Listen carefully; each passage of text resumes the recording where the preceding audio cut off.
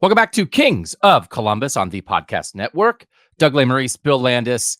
Landis, we are digging into what I think really matters to Ohio State fans. And this is one of these, I think it's a conflicting topic because we're talking about how good Ohio State, Michigan, and Penn State might be this year. And in your time covering Ohio State, do you think Ohio State fans want Penn State and Michigan to be good or no? I'm conflicted on it because it was a talking point for a while when they weren't good. Yeah. And now that they're good, I think it's more viewed as annoying. I think it's probably viewed as mostly necessary in a 14 playoff world, probably less so in a 12-team playoff world for Ohio State's circumstances. So generally, I would say no, they would probably prefer that they were not good, or at least not this good. It's one of those things. I do think people care sort of about the reputation of the league and Ohio State's opponents affect Ohio State's reputation. There's the, hey, how does it affect the playoff committee and whether Ohio State's going to get voted in or not? But there's also the public perception of if the SEC says, the Big Ten stinks versus, the Big Ten's actually good, but you can't have a good reputation if everybody around you stinks. So there's a fine line. I think they want them to be just good enough to burnish Ohio State's reputation, but not beat them. And I actually think Michigan and Penn State are now at the point where they're better than that. Yeah, they're too good now. There was because there have been years where that's been the case, right? Like Penn State has had solid teams, Michigan has had solid teams, and Michigan obviously has been something much more than that the last 2 years. We've never, well, I guess we'll get into it. Like we'll talk about. Like I don't know the last time it's been like, whoa, all three of these teams are really good.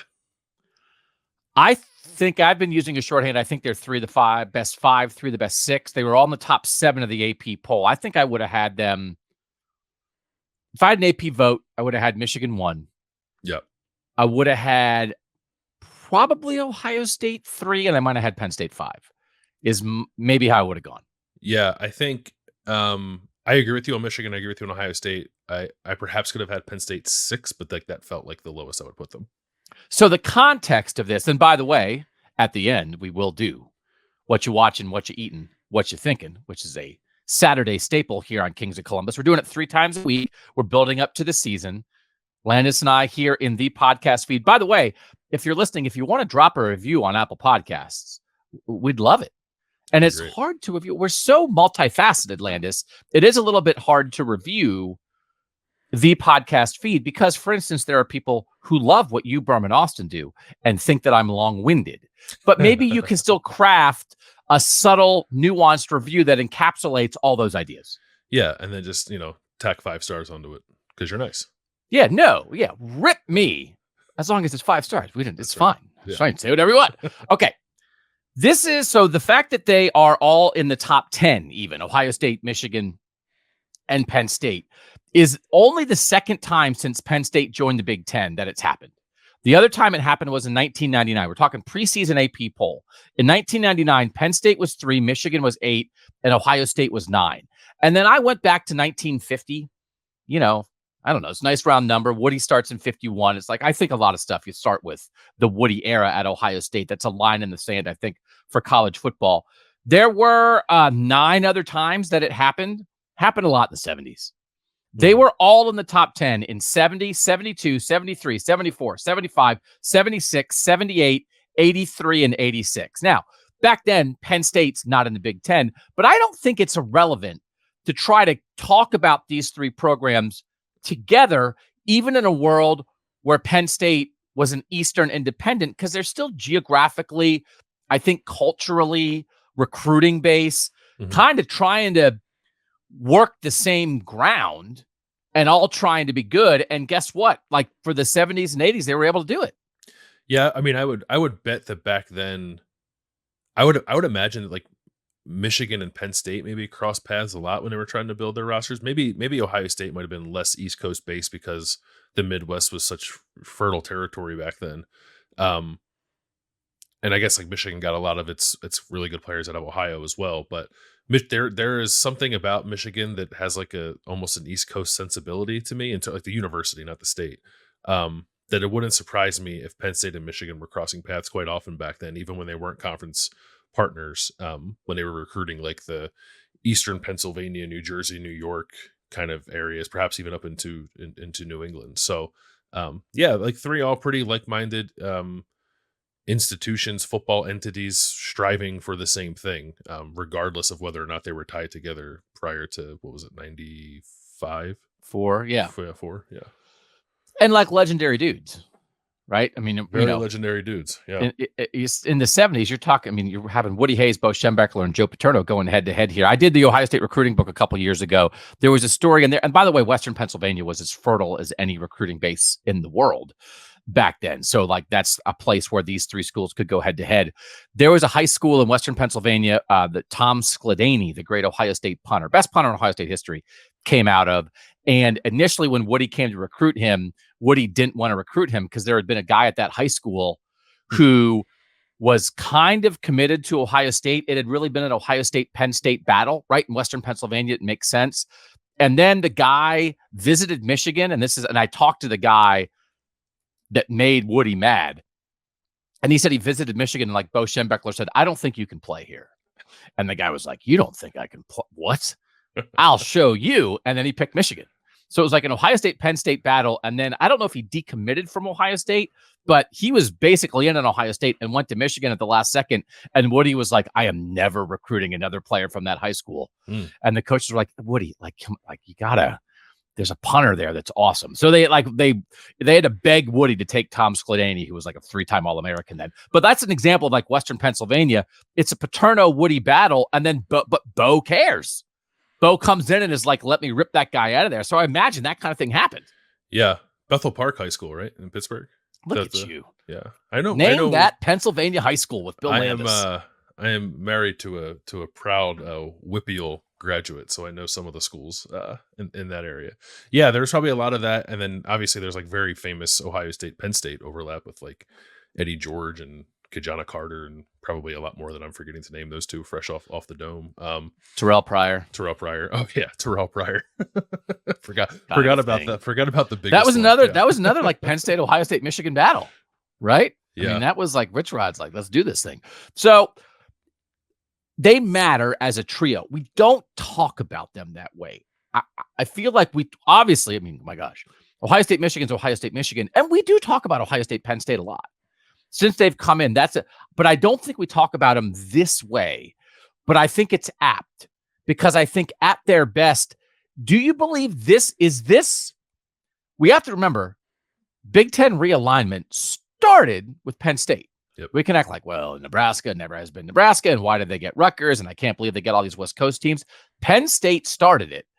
This, I think, in some ways, is like the evolution, the outcome of the dream. This right now, this is when you add Penn State to the Big Ten, it's like, wow, we think we might have 3 of the best college football programs in the country. Because then, by the way, the only other time this happened in '99, when all 3 of them were in the top 10 in the preseason, Ohio State won 6-6. I was like that, not that, right? And Penn State and Michigan were both good that year. But this is what it should be. Like, is this what it should be? If this is the best the 3 of them have been since Penn State joined the Big Ten, is this what it actually should be? I think it's like an interesting exercise in sustainability with the 3 of them. I don't know, and like we're going to talk about that at the end of the show, or as we get further in the conversation. I think I don't know if this was what it should be. I think because like it's not the first time this has happened. Like all 3 have been good at other points, maybe not quite to this extent. So that leads you to believe that it probably should be that way. I think there is it feels to me like there's a little bit of like a lightning in a bottle thing happening, perhaps with like Jim Harbaugh being at Michigan, right place, right time, and James Franklin being at the right place, right time in terms of elevating Penn State's profile to attract better players more regularly to keep them in the kind of standing they're in right now. Because Penn State sort of fluctuated throughout its history, and certainly Michigan has too. So I guess my answer is, as long as the coaching situation is correct, then yes, this is what it should be. And Ohio State, I think, could probably be there if you or I were the coach, because they're, again, indestructible. It's about the other 2 programs, but they have seemed to hit on the the right guy at the right time to put themselves in this position, which tells me that they could mimic those results down the road. So yeah, I think it is not too much to ask that this is what it is more often than not. By the way, Michigan 2, Ohio State 3 in the preseason AP poll. They've never been in the top 3 together ever. Just that duo. Ever? Not top 3. Like 2 and 4, 1 and 5, but not top. I mean, because also like if you're thinking geographically, and it's hard to wrap your head around a little bit, like make it happen. But yeah. Ever. As far as my crack research staff. Who's my staff? It's me. It's me and my yellow legal pad. I think that's right. Now you're making me question myself. Hey, listen, when I say a stat, don't say like a really? Because that wasn't like an inquisitive really. That was a really that's like, I don't believe you. And we already just went through in the last episode where I had the wrong Ohio State players playing the wrong positions in the game 2 years ago. So we can't establish a thing off the bat. We're like, here in the first 10 minutes of the show, Doug is going to have a wrong fact and Landis is going to have to Google it. Oh, well, I don't have the time nor the institutional knowledge to tell you that you're wrong. I was just surprised to hear it. It was not an indictment on your research abilities. That was music to my ears. I have neither the time nor the institutional knowledge to tell you that you're wrong. That's how I get by in life. I'm hoping people don't have time or institutional knowledge. Hey, I have a yellow legal pad. Believe what I said. So that's what this is. Let me finish on this before we dive in more specifically to Penn State and Michigan. And then the big point of how potentially awesomely messy could the Big Ten East get this year? And what could that mean for the Big Ten, for Ohio State, for the playoff picture, for the college football landscape this season? We're not being theoretical here. We're going to get very specific on the field what the effect of this might be. Do you think with the way college football exists right now, is there room for these 3 schools to be great at the same time? Or are there not enough players in the top half of the country? And or do these 3 schools not have the ability to all at the same time go into the South, go into California, go into Texas, and bring in the guys they need to be in? And by the way, Ohio State's going to be Ohio State. This is basically not an Ohio State discussion. Yeah. Is there a way that Penn State and Michigan can both continue to be good? I think prior to the era where player movement was so fluid and the ability to supplement your roster with transfers was more difficult than it is now, I probably would have said no.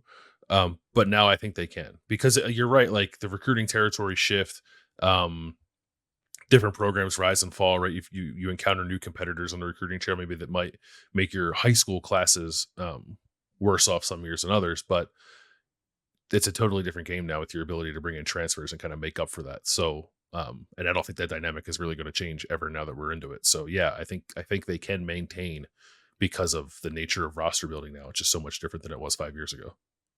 I got another stat that I looked up. Recruiting the last couple years, and then retention and development and productivity of that recruiting that I want us to talk about, because we're going to come back around at the end of this show and really dig into whether this is something that's going to continue to be this way or whether it is a little bit more of lightning in a bottle. But next, we're going to dig in specifically to these 2 teams, Penn State and Michigan, in pursuit of, is 11-1, 11-1, 11-1 possible, and what would that look like? We're going to do all of that next on Kings of Columbus on the podcast. Doug Lesmerises and Bill Landis back at you. I got to tell you, stuff is a-percolating. We're going to have some announcements next week. I think 2 announcements that I would say are super cool. I don't know if a nearly 50-year-old person can say super cool and have that be enticing. So we just want you to know that this is just the beginning. This is still new. Bill and Austin and Berm have only been doing this for a year, and they've already, like, the podcast daily has taken the world by storm, right? The coverage that they provide, people love it. You guys love it. Now I'm here, but this is still just the beginning. So I will say, if you found this show, if you found Kings of Columbus, tell a friend.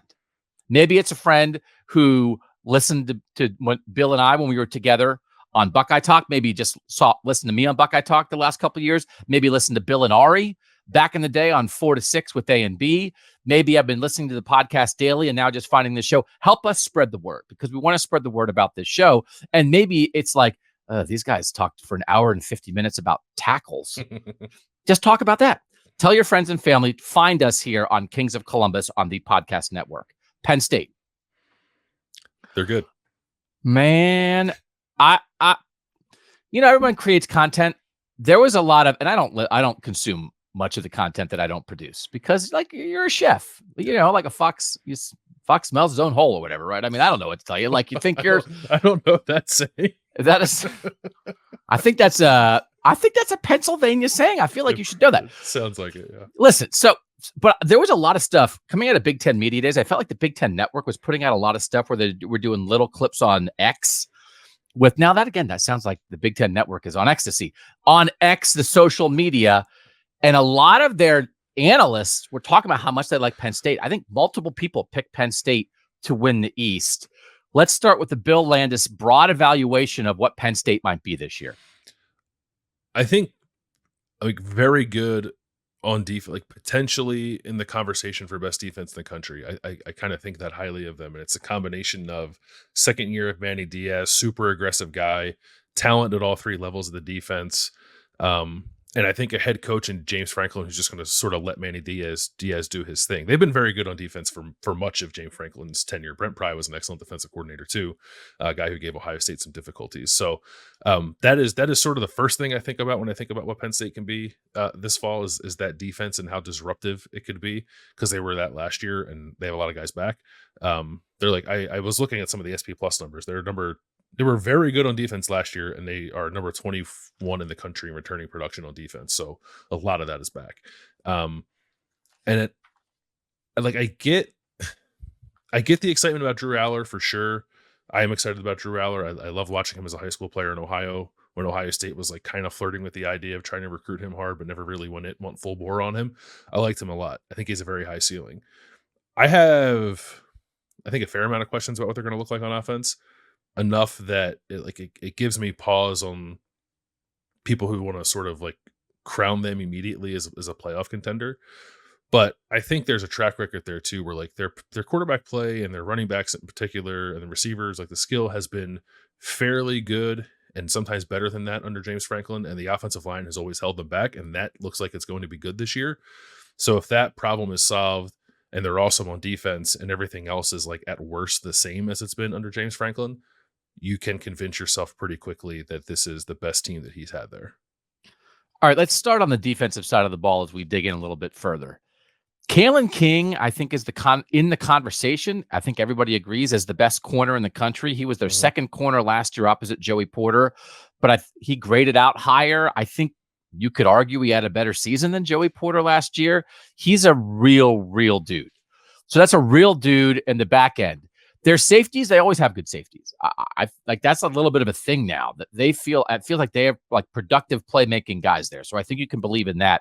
Abdul Carter and Curtis Jacobs, I think people think they have a chance to be as good of a linebacker combo as you'll find. I mean, Tommy Eichenberg and Steel Chambers would have something to say about that. But I think Abdul Carter especially has a chance to be a game-changing playmaker. So secondary, game changer, yes. Linebacker, game changer, yes. And then we've talked about Chop Robinson ad nauseum. He was a 5-star recruit. He went to Maryland for 1 year. He transferred to Penn State. I think he is maybe the best pass rusher in the Big Ten. And so that's three guys at every level who I think have a chance to change games. And then as much as Sonny Styles is going to be a second-year game changer for Ohio State defensively, Danny Dennis Sutton in the front four for Penn State, a 5-star second-year guy. They have who's the Isaac? Isaac is their other edge. Yeah. Adisa Isaac, who's a draft pick. Chop Robinson, Adisa Isaac, and Danny Dennis Sutton are going to be probably their 3-man rotation at the 2 edge spots, right? I think that's really good. Yep. I think that's right there. I think that's a coin flip with JT Tuimoloau, Jack Sawyer, and Kenyatta Jackson. Is that fair? Like we're trying to see who has the best edge group in the Big Ten? Yeah, I think that's fair now. I think that group has, and I guess I don't have the numbers in front of me. I would assume that Penn State's group has been more productive to this point than Ohio State's group has been. So I think it's fair. You want to tell me you think Ohio State's has the higher ceiling? I would have that conversation, I guess. But Abdul Carter too, like they're going to try to do some pass rush stuff with him too. Like he is the leading returning leader in sacks in the Big Ten, I believe, from last year. Like he is not just an in the box linebacker. In fact, he's probably less that than he is. I think people are dropping a little Micah Parsons stuff with him. Yeah, like doesn't have the same recruiting pedigree. He's from Philly. He's Philly Catholic League guy from LaSalle High School. He camped here at Ohio State. I guess it would have been 2 summers ago. I thought he was really impressive. I can't remember if Ohio State offered him or not. I don't think they did, but I remember watching him thinking like that kid can play here. And then he went to Penn State, and guess what? He can play. So yeah, they're good. I wonder, their defensive tackles are small, light, like not as big as defensive tackles I feel like in the Big Ten should be. And they got pushed around big time when they played Michigan last year. I don't look at their schedule and think there are a bunch of teams that might be able to mimic that kind of success on them. And last year there weren't. Overall, their rushing defense numbers were fine. They were pretty good actually in some respects. But I do wonder if that could be a vulnerability for them, like the middle of their defensive line. I think their ends are going to be awesome, but perhaps the right teams can run the ball on them a little bit. Penn State hung around with Michigan in the first half last year, and then Michigan steamrolled them in the second half and blew them off the field. So they know that. Right. I mean, it's probably the number one thing Manny Diaz is working on this offseason. It's interesting, again, like all the dichotomy of what Ohio State does offensively and what Michigan does offensively. That applies to everybody who has to play them, too. So for Penn State, now listen, they couldn't stop Marv last year, right? Nobody can stop Marv. But they're going to have Kalen King. They're going to try to get after we just talked about their edge guys, and we did an hour and a half on Ohio State's tackles. I think they know how they're going to try to stop Ohio State's offense. Doesn't mean they're going to. But they have to make sure they can stop Michigan's run game.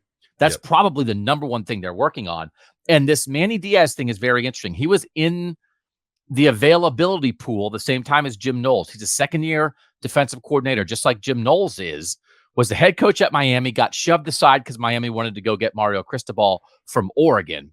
Kind of got the short end of the stick. The main difference, I think Manny Diaz was on Ryan Day's list. Manny Diaz is not going to stay at Penn State. Manny Diaz wants to be, he's coming from being a head coach. He's going to be a head coach again. Yep.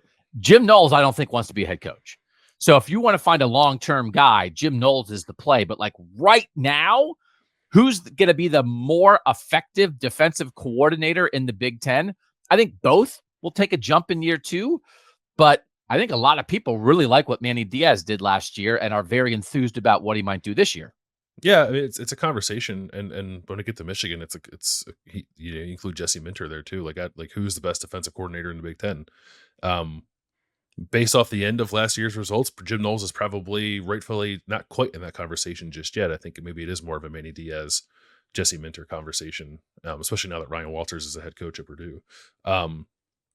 Yeah, it's interesting. Like Ryan Day, I think there were a couple other guys that Ryan Day could have hired aside from Jim Knowles, who had similar backgrounds, pedigrees, track records, but probably weren't going to be here for more than 2 years. Yeah. And Ryan Day really wanted stability with that role as much as he could find it. So like he didn't settle for Jim Knowles. That's not what we're saying. I think Jim Knowles' bona fides are just as good as anybody else's they could have hired. But the fact that he is not a jumper, or doesn't appear to be one, was probably the deciding factor there. And it's like Brent Pry was with James Franklin for a long time. And James Franklin certainly was a benefactor in that kind of stability at coordinator, and probably went a different route with Manny Diaz in terms of stability long term. But is getting the production from it. So as long as Manny Diaz is there and they can keep bringing this kind of talent, I think they're going to be a mainstay defensively. Top 10 guys on their defense in snaps a year ago. Penn State has 7 of their top 10 back. Michigan has 8 of their top 10 back. Ohio State has 5 of their top 10 back. So we think Ohio State returns some really crucial guys, and they do. Penn State and Michigan return even more. And again, I think give me Chop Robinson, Kalen King, and Abdul Carter, and I would put those 3 up against any defensive trio I think you would find in the country. And I think that includes Alabama and Georgia. Yeah, I think that's right. Clemson's got some good stuff going on there too. If you look at like all 3 levels of their defense, especially at linebacker, but it's a conversation. And if it's a conversation, that means you're good enough. All right. Offense for Penn State. Olu Fashanu, left tackle, one of the best left tackles in the country. He's going to be a first-round pick. A lot of experience across the board. If you're looking at their projected starters, Fashanu was only a recruit in the 400s, and he's developed into a monster. They have two other top 100 recruits expected to start on the offensive line. Another guy in the 27 who was 270. And then the center is probably going to be this guy who's a transfer from Cornell. So again, this is Penn State's recruiting enough to make a difference. And they have a lot of guys back there. PFF grades last year weren't great, but they've played a ton. It has been a real Achilles heel for them. And I don't think they have to have the best offensive line in the country. Their offensive line doesn't have to be as good as Michigan's, but it's held them back in the recent past. And I don't think it's at very least, it's not going to do that. Doesn't seem like it. They have 5 other guys in addition to Olu Fashanu who have started at least 5 games, which is kind of crazy. Like, they encountered some injuries last year and had to play some guys, but they're going to benefit from that experience, I think. The one thing that I did see as I was like poking around trying to just make sure I was on point with the stuff I wanted to say about Penn State is that Landon Tengwall, their guard, who was the top 100 player that you're alluding to, like highly recruited guy out of, I think, with the Good Counsel in Maryland, who Ohio State also recruited. He was hurt last year and he's like been banged up a little bit during camp. And I think when they got to see a scrimmage the other day, like he wasn't practicing, someone else was starting there for him. So if they have to take him out of the lineup and work some other guys in, they have the experience, as we've said, but I think that would be a fairly sizable hole for them to fill if they had to do that. So it's something to watch as they go into the season. How healthy are they up front? But if they can stay healthy, they have like 5-6 guys I think they feel pretty good about.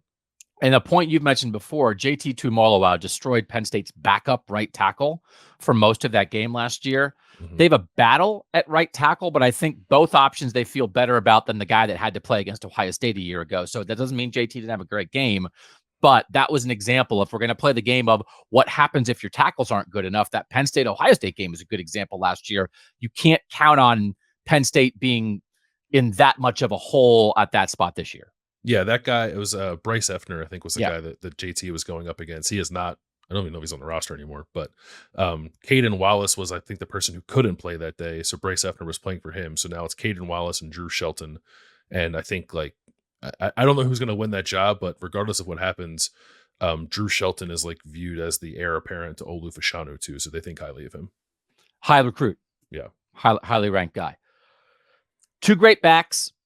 Again, we've talked about the running backs in the Big Ten this year are going to be really good. It's their version of Travion Henderson and Evan Pryor, 2 guys in the same class, Nick Singleton and Katron Allen. They're a year behind Travion Henderson and Evan Pryor, but they were both top 200 national recruits. Singleton was a 5-star that Ohio State looked at. They were both good last year. And I'm assuming, right, they're going to rotate them and ride them, and they're both going to be really good Big Ten backs. Yeah, they had almost 2,000 yards combined last year. I would imagine they'll be over that this year. I think they're probably even more featured in the offense this year than they were last year because they're older, more veteran, understand what's happening. And Penn State is not super dynamic at receiver. We'll talk about that, but yeah, they're real dudes. And Nick Singleton is like, I had this problem with Ohio State, right? Like when they get a really good player from the state of Ohio, how much credit do you want to give them? But Penn State has struggled at times under James Franklin to get the best players in Pennsylvania. One of them is playing receiver for Ohio State right now. Nick Singleton was like a must get for them a couple of recruiting classes ago out of Reading, 5-star kid. And like they got him. And this is what happens when you get guys like that. They are in the conversation for best player at their position. So 2 difference makers for sure, both those guys. Tight end Theo Johnson, top 100 player in the class of 2020 out of Canada. Seems like a real dude. Is going to get the ball. And again, it's just Penn State and Michigan do not recruit on Ohio State's level. This is a point I'm going to make at the end. But you have to recruit. You have to be competitive at certain spots at times, and then you can't miss. So this is an example of a guy, right? Iowa wanted this guy. Right? Tight end you. Like you go, you get a guy, you pull him, and now here he is in year 4, and he's going to be a really important part of this offense. This is what Penn State has to do. They're not going to do it at 11 positions on each side of the ball, but they have to do it enough to compete. And I think Theo Johnson is an example of exactly what they're doing right at some spots. Yeah, and they've definitely done it at tight end for a number of years now. It's the inability to do it at other positions that I think has kept Penn State from elevating sort of the ceiling that's been over the program a little bit. So I'm not surprised to see another guy roll through at tight end. Theo Johnson was a like I have this is a side tangent. We do like a fantasy football league where we draft guys in college to like as keepers for when they go into the NFL, and I think I took Theo Johnson like 3 years ago. Canadian tight ends. Who knew? Yeah. I knew if you could draft college punters, you would do that. All right. Offensive punters. line, punters, and Canadian tight ends. Landis calls dibs. Receiver is their question mark. Yep. Keandre Lambert Smith is back. He had 38 targets, 24 catches last year. They lost their top two receivers from last year, Mitchell Tinsley and Parker Washington. I love Parker Washington. He went to the league. He went like in the 6th round. He probably should have stayed. And if he did, I think I might have Penn State 3rd in the country. Like that's a huge difference for them. Dante Cephas is a MAC transfer who 2 years ago was a 1,000-yard receiver in the MAC. Last year had 48 catches on 76 targets for 746 yards. And then Harrison Wallace III. I think they call him Trey. Most people who are thirds do get called Trey. He's their other guy. They don't have a breakout guy. They don't have a clear number one. And we're going to get to Aller last here, but this is the biggest question mark for them.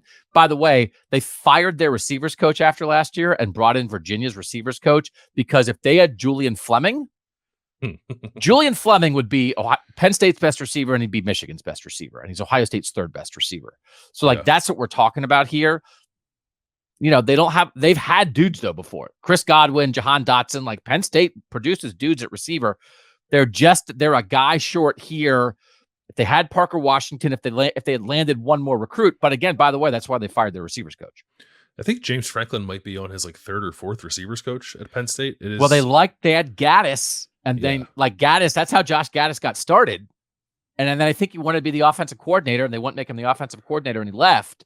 But he was a good receivers coach, and I don't think they've recovered since he left. Yeah, so it's been, and they've had guys since then, at least a couple that I can recall, but it's not been consistent. And obviously, they lost some key recruiting battles.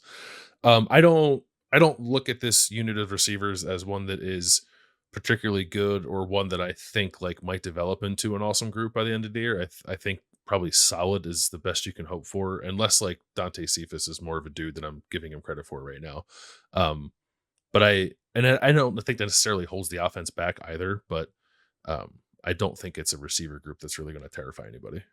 All right. So how good do you think Drew Aller might be this year as a 2nd-year player, 1st-year starter? Played a little bit in a wrinkle role last year behind Sean Clifford. I was screaming for him to replace Sean Clifford. Then Sean Clifford got drafted by the Packers, and I was like, is he actually good? And then I was like, no, I just think the Packers are wrong. He was a good, solid college quarterback with a ceiling. But this is what Penn State's never had. They thought they had it with Justin Fields when he committed there originally, then decommitted. They've never had this. The thing that Ohio State has had an assembly line of since Ryan Day got here, Penn State has been begging for. And the fact that Ohio State recruits quarterbacks nationally left open an Ohio kid, an Ohio 5-star, to go play quarterback at Penn State. And it might be a game changer for the program, but it might not be in 2023 as a 1st-year starter. Yeah, that's kind of where I am with it. I love Drew Aller as a prospect. I don't know, I wonder about Mike Yurcich's ability to have him really ready to do the kind of stuff we're talking about here in his 1st year. And I guess James Franklin is part of that brain trust as well. I do think the best version of Drew Aller is a guy who elevates the receiving core, who makes them better than what we would assume they are, just looking at them as a collective. His arm talent is just way better than what they've had there. Sean Clifford, I don't know if Sean Clifford elevates the players around him. Solid college quarterback, gamer, all that stuff. I don't think he elevates the guys around him very much. I think Drew Aller does. And Drew's pretty athletic. He's a big kid. He's 6'5", 240, I think is the last I heard about him. That's a big dude back there playing quarterback. Guys kind of fall off of him. He seems to navigate the pocket well, can make crazy arm angle throws on the run. He's got a lot of playmaking traits to him.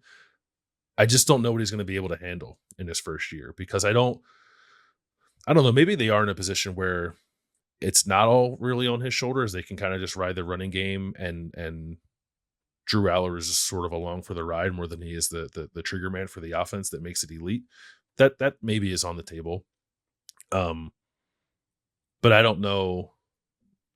And I don't know. I probably would have said the same thing about JJ McCarthy last year, and Michigan got there despite that. So, I think he is certainly has the potential to be good enough for them to be a team that is contending for a Big Ten East title. But I don't know, coming out of a super wide open pass heavy offense in high school, and he's not really all that experienced at the college level. I think there could be a larger learning curve here than perhaps people are realizing. Do you think the conversation around Drew Aller in 2023 is similar to the Kyle McCord, Devin Brown conversation for 2023?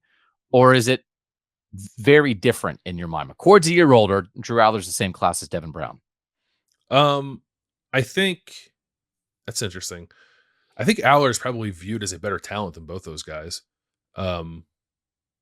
But I think more is expected of Kyle and Devin because of the incubator of quarterback talent that Ohio State has been under Ryan Day. So, and maybe that's not fair. So I don't know that they're viewed kind of in the same way. I think they are. I think the way that people envision them being successful are pretty drastically different. And that more is expected of the Ohio State guys just because it's been plug and play for so many years. The main difference is that the Ohio State quarterback is going to have Marvin Harrison Jr. and Emeka Egbuka to make life easier for them. Mm-hmm. And the other main difference is Ryan Day is an established developer of quarterbacks in a way that doesn't mean Mike Yurcich can't do it, but doesn't have the same kind of track record. The thing our loyal listener, Heather, I saw on Twitter was like, hey, after listening to Bill and Doug talk about the tackles, I'm ready to forfeit the season. That is not our intention here. It is not our intention. We're trying to give you a realistic discussion point heading into the season about what really matters. So I do think the realistic discussion point of this is the fact that Ohio State has two options and Penn State is ride or die with Drew Aller is actually better for Ohio State because you have two options. But at the moment, I think it's perceived as worse. It creates confusion. It creates like, oh, I don't know, how comes no one sees the job? Nobody's having a seize the job conversation with Drew Aller because there's no one to seize it from. Yeah. It's his. And even the backup guy Christian Velo transferred to Pitt, right? Is that where he is? No, where is he? Yeah. Wisconsin? Pitt? Minnesota? No, he transferred. Idaho State? He transferred the Pitt because Pat Narduzzi was like doing an interview talking about Christian Velu and said something along the lines of like, well, he has to transition because now he's playing in a real offense. Oh, yeah. But he's not even going to be the quarterback there because Phil Dracovic is going to be the quarterback there. But he'll be the quarterback there eventually. But anyway, so like right now, again, people are making lists. Hey, Drew Aller, and they're not putting McCord or Brown on a list because they don't know which one to put. Right. But actually, and this is how Ryan Day wants options.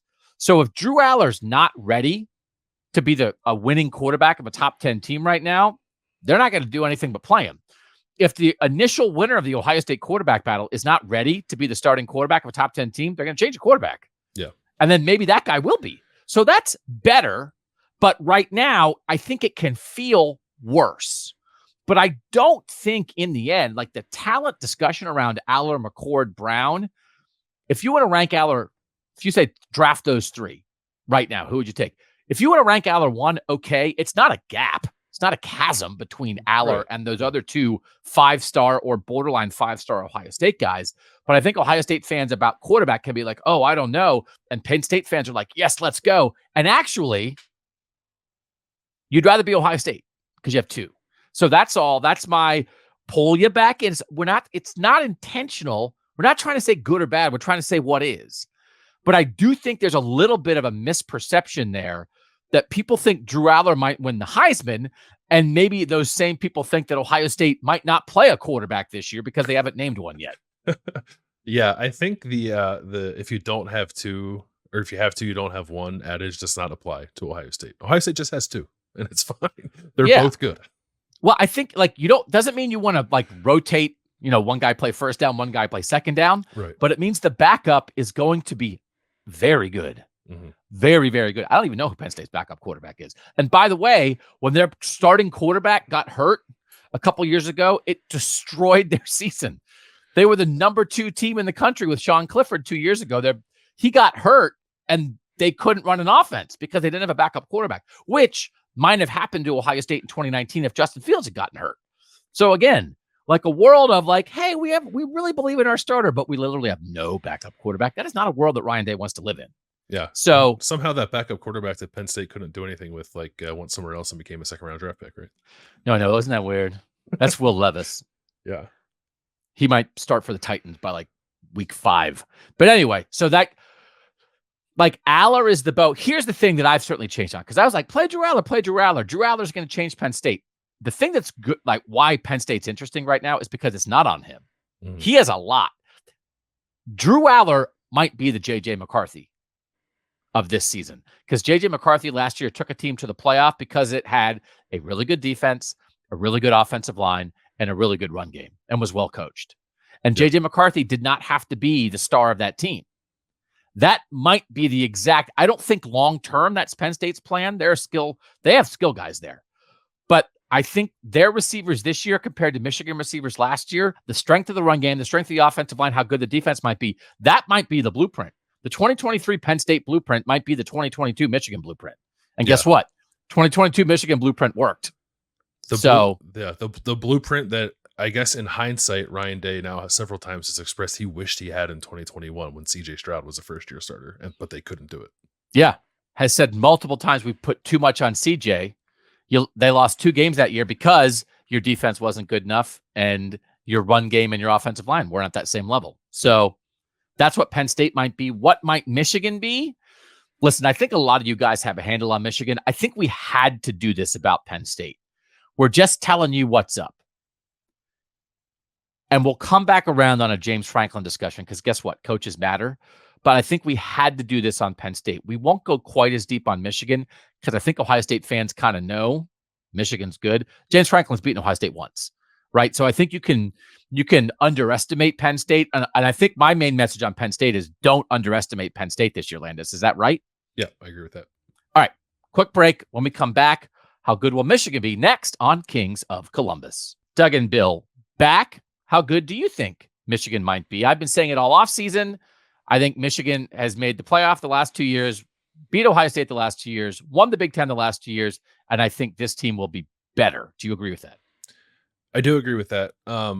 There are some spots on the roster that I think are not quite as good as what were peak versions perhaps over the last 2 years for those position groups, but by and large, I think they have the opportunity to be better. The thing that what scares me, if I'm in a position to be scared by Michigan or any other team, is like when a team is as good as they were last year, wins the Big Ten, makes the playoff, and then is number 7 in the country in returning production, like that is a recipe to get over the hump and finish the thing with a trophy. So I'm not picking Michigan to win a national championship right now, but if anybody is thinking like they're not quite there, like I think they're there. So I think very similar. We'll start on the defensive side of the ball with Michigan as well. Very similar to Penn State. I think they have dudes at all 3 levels. Will Johnson at corner. They lost DJ Turner, one of their starting corners from last year, but Will Johnson, who's a Michigan guy, 5-star. Ohio State was in on, and I think Ohio State kind of said, well, I think we're good. And then Will Johnson, as turns out, is pretty darn good corner. Mm-hmm. I'd take Kalen King, but I think he's a real number 1 corner. At linebacker, Junior Colson, I would take Abdul Carter. I would take Tommy Eichenberg, but I think he's a guy that you can build a defense around at linebacker. And then up front, I think Chris Jenkins is a game wrecker at defensive tackle. He's on the freaks list. I think whatever Mozzie Smith was or what he did to Ohio State, I think Chris Jenkins has the chance to do that. And then I think Jalen Harrell and Braden McGregor outside have a chance to be, not Aiden Hutchinson and David Ojabo, but real edge guys. Mason Graham as a second-year guy at tackle is real. I think the defensive line has a chance to be really good, but give me Chris Jenkins, Junior Colson, Will Johnson as a trio. I think I'd take the Penn State guys, but I think it's 3 levels of the defense with real dudes. And by the way, a defense run by Jesse Minter as a second-year defensive coordinator who seems to know what he's doing. Yeah, I mean, the collection of players there is really good. I don't, and there are a handful that I think are going to rise to the level, like being in the conversation for All-American for sure. You hit on them. One guy whose name you didn't say is Mason Graham, their other defensive tackle, who I thought was excellent by the end of the year as a true freshman playing last year. So the combo of Mason Graham and Chris Jenkins, I would probably put it up against any tackle combo in college football. I think they're going to be that good. I do wonder about the pass rush. Like, obviously, they don't have Aiden Hutchinson and David Ojabo anymore. Like Mike Morris was pretty good last year too as a pass rusher for them. Like really good defensive end, but barely played in the Ohio State game, right? Or didn't play at all. Was hurt didn't play at all. The year? I think he did not play at all. Yeah, but good player. I don't know what they have there. Like Jalen Harrell, I think people think he can be that, and I think has shown flashes of being able to be that. But I'm wondering if the pass rush could be something less than what they've had over the last 2 years, and if it is, what does that mean for the rest of the defense? But stout up the middle for sure. good enough on the back end that I don't worry about it. And Jesse Minter has picked up where Mike McDonald left off and has them operating at the upper echelon, I think, of defenses in terms of different stuff they can throw at you. Again, 8 of the top 10 back from their total snaps among defenders last year. Phil Steele in the preseason ranking position groups. I think it's a good gauge of some things. Defensive line in the country. He had Penn State 3, Ohio State 4, Michigan 6. So that's 3 of the best 6 defensive lines in the country. Mm-hmm. Linebacker. He had Penn State 4, Michigan 5, Ohio State 8. So that's 3 of the top 8 linebacker groups in the country. Secondary, he has Penn State 1, Michigan 7, Ohio State 12. I think that underrates Ohio State, and I understand why it is underrated, but we've talked a lot about how good I think the Ohio State secondary is going to be this year. But that's just, again, that's Penn State's defensive units are 1-3-4 in the country. Michigan's defensive units are 3-5-7 in the country. That's what we're talking about here. Yep. This is depth of talent. This is well coached. And there are some big time recruits in this mix here, Landis, right? That this is not overachievement U at State College and in Ann Arbor.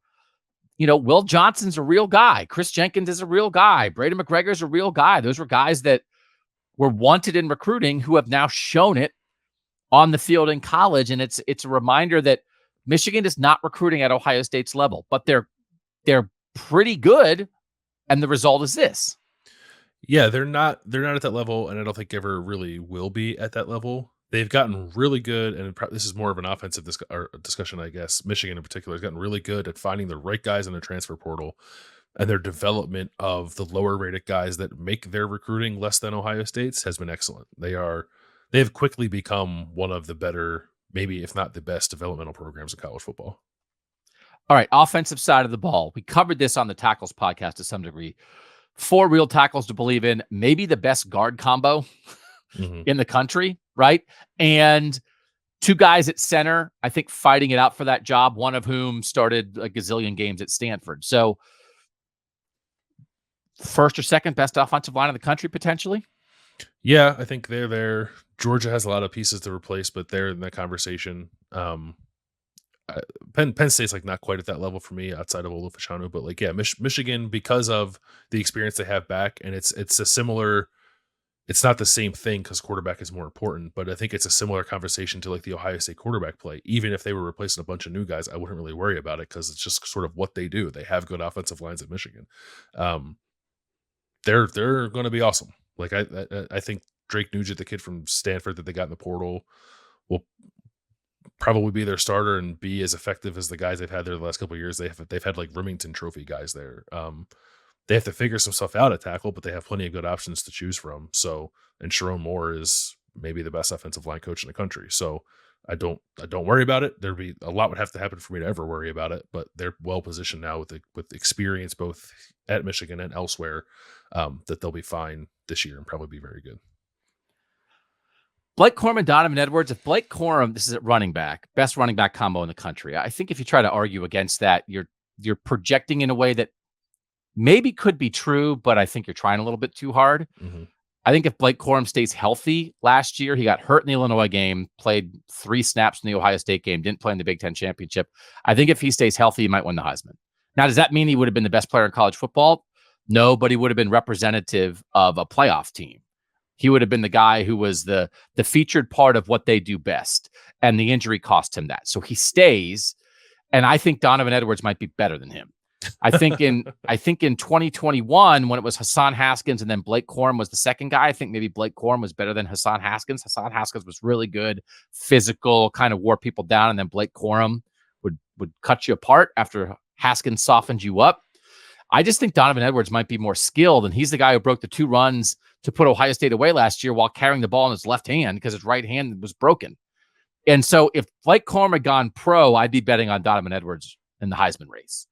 They're going to split the carries and the touches in a way that neither of them, I think, is going to be at that level from Heisman consideration because the stats won't be there. I think Edwards is awesome. And I think this running back combo maybe is as good as we've seen in college football for some time because they're gonna constantly have the ball in their hands. And I do think that Edwards, I think it's going to be the way they've talked about it. I think Edwards is like kind of, banging the table a little bit like, hey, I know Blake came back, but come on, man, because he's a third-year guy. Ohio State was in on him in recruiting in the Trayvon Henderson, Evan Pryor class. Like, this is his shot. He might be gone after this year, and he wants to make sure he's not two in this. He wants to be a number one, and I think it might be that way. I mean, yeah, they're awesome. I don't have much more to add on that. The thing that I'm curious about / excited to see is if they and how they try to use them together. Because Michigan can draw up a run scheme as good as anybody with their linemen and their tight ends and creating extra gaps and all that stuff. But to have two running backs who are this good too, I think makes it all the more interesting. And Donovan Edwards gives you something as a receiver. Like, can he play in the slot when Blake Corum's in the backfield? And like, there's a lot that you can get into there. Got to protect them, obviously. But yeah, I don't know who, like, Penn State's are very good. Like we talked about, Penn State's are very good. I do not think twice. I would much rather have Michigan's than Penn State's. And then receiver, they're a little short. Again, just like Ohio State, but they have, not Ohio State. Yep. Brian Hartline's going to come through this podcast and strangle me. Just like Penn State, they're a little short, but it's more ingrained. Like, the fact that Penn State is a little short at receiver is surprising. The fact that Michigan's a little short at receiver is like, I don't know. Yeah. I mean, that's what Michigan is. They get all the linemen and they get all the running backs because of their style of play. Ohio State gets all the receivers because of their style of play. Cornelius Johnson is back. He did stay. He could have gone. He's the guy who came in motion and destroyed Cam Martinez in that one-on-one matchup and caught the second touchdown pass last year. He had two long ones. He had the first one too. He broke through a Cameron Brown tackle or somebody else. But anyway, they have a lot of guys back, and they have some, often at Michigan, it's like you read about, like, hey, there's a guy in camp who's looking good. And it's a guy who was, recruiting the 300 or 400s, whatever, and he's coming along. They're not going to be game-changing at receiver, but I think they might be good enough, especially for the way they play. Yeah, good enough is probably right. Roman Wilson, I think, is a decent slot receiver too. Like, he's got a little something to him. Nobody that really blows you away. But they supplement it with really good tight end play. So that helps negate whatever perceived lack of ability they might have at receiver too. So then what do you think of JJ McCarthy? And do you believe that Michigan's season hinges on JJ McCarthy? The idea that this will be the best Michigan team of the last 3 years. How much is that a JJ McCarthy conversation as a third-year player, second-year starter at quarterback? I think the national championship conversation is a JJ McCarthy conversation. Like, beating Ohio State, winning the Big Ten again, getting back to the playoff. I think it could more or less look like it looked last year, where they're not necessarily putting everything on him. But I just think you need to have like a dynamic passer, playmaker at the quarterback position, and trustworthy, reliable guy at the quarterback position. And those are my questions about JJ. And some of the stuff, like some of the things I think about JJ are probably more NFL focused than they are necessarily college focused. Like, the fact that there is such a steep drop off from his efficiency and like PFF grades and all that stuff when he is not throwing off a play action, to me is like, well, that doesn't feel like it's sustainable when you get to the next level. But it's probably fine in college. Like, you could probably scheme around that in college and protect him a little bit. I don't think he is a scary, like, drop back, pick you apart kind of pocket passer. He is a good improviser for sure, and an incredible athlete. Probably doesn't get talked about enough for how good of an athlete he is, but he also makes some wild decisions when he does that. And I am like generally in favor of quarterbacks playing like crazy people, as we've talked about in the old iteration of like Buckeye talking. We're talking about Baker Mayfield and stuff, but I don't know if I'm a fan of it in this offense. It's such a machine.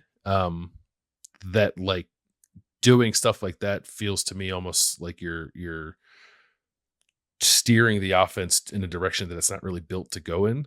And maybe I'm wrong about that, but that's the kind of stuff that worries me about JJ. I do think he'll be better. Like, I think Jim Harbaugh is a pretty good quarterbacks coach.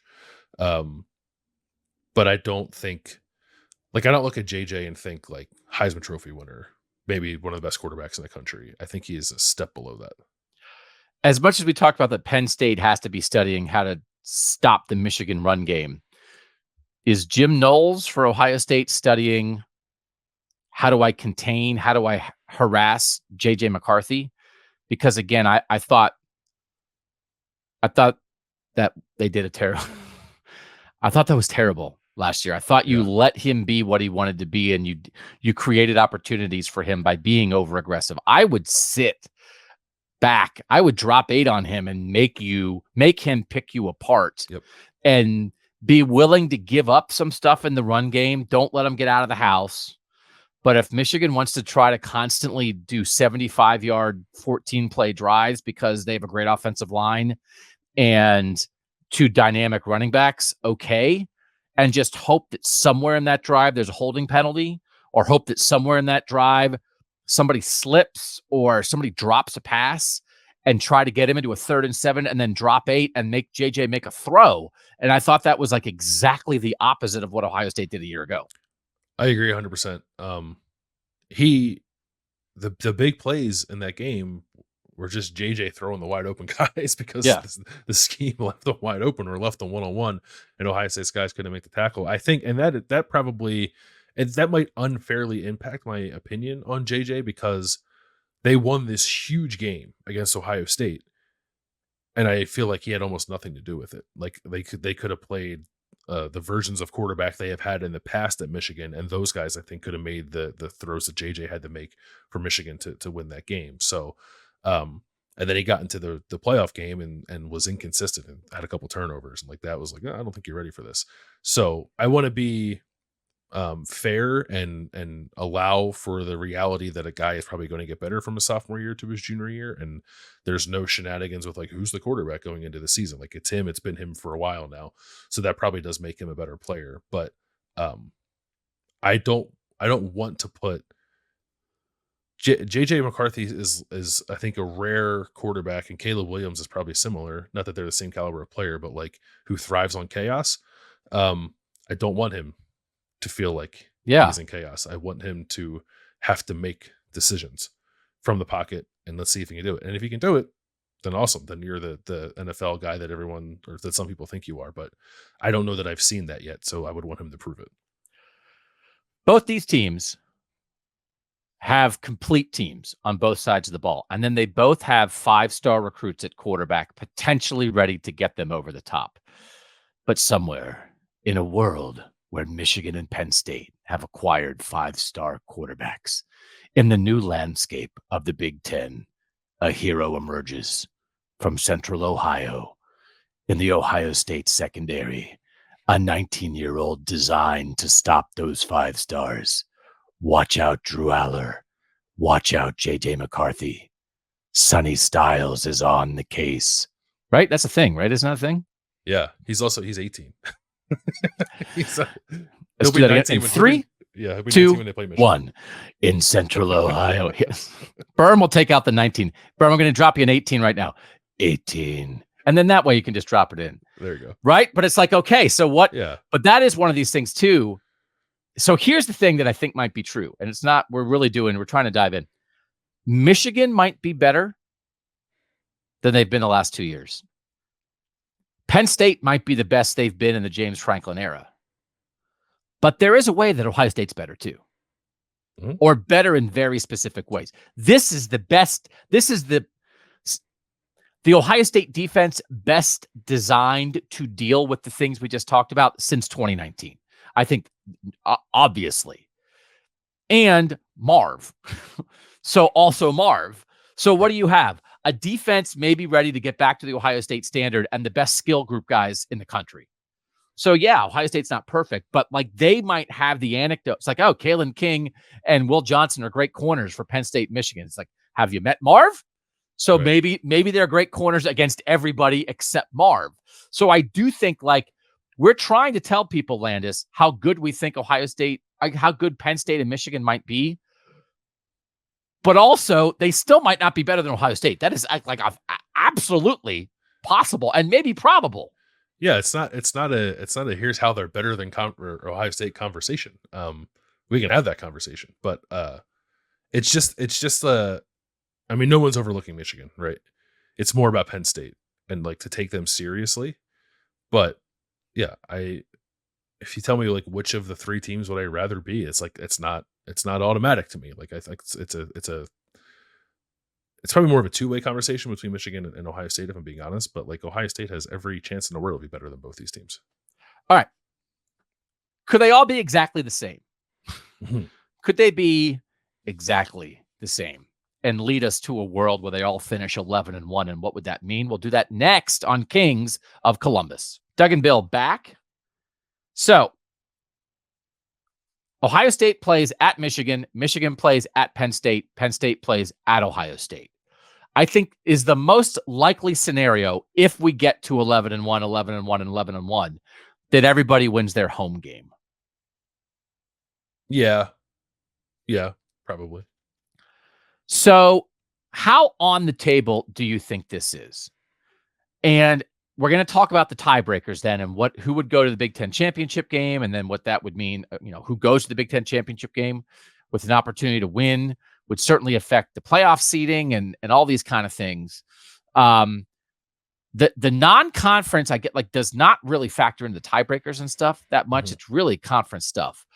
But Penn State opens at West Virginia. That's a bit of a real game. Michigan doesn't have one, and Ohio State has to play at Notre Dame. So Ohio State has the toughest non-conference schedule for sure.